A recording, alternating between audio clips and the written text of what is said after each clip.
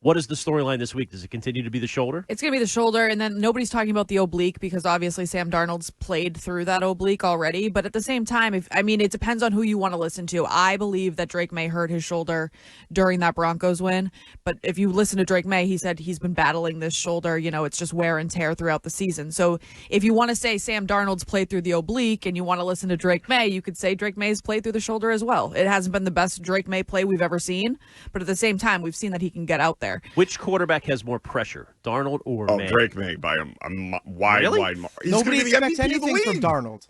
What are you talking about? What a horrible question. Yeah, but Drake Maye's the underdog here. It's all house money. He's Drake Maye, if the Patriots lose the Super Bowl and Drake Maye plays like he did last week against the Broncos, the story this offseason is that Drake disappeared in the playoffs.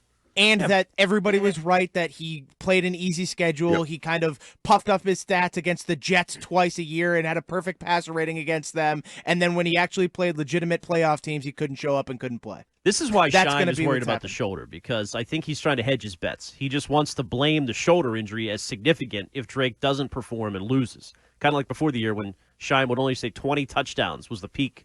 He was going to blame McDaniels come hell or high water. Don't you feel that way? Yeah. Shine's worried. It is a way to sort of hedge your bets. Hedge your bets. But I do think, honestly, though, Drake Maye, if he plays poorly and they lose, that will be the story this offseason. It won't be fair, but if he gets the MVP Thursday night at the NFL Honors and then he has a dud again in the Super Bowl, that is the story. Yeah, but he's already ahead of his whole quarterback class, including Jaden Daniels, who everybody anointed last year, made it further than Daniels did. He's ahead of Josh Allen.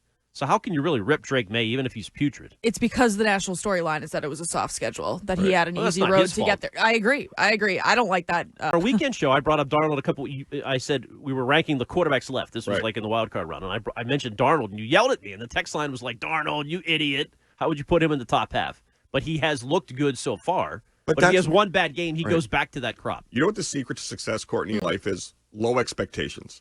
And Sam Darnold has low expectations. I mean, George W. Bush rode low expectations to the White House.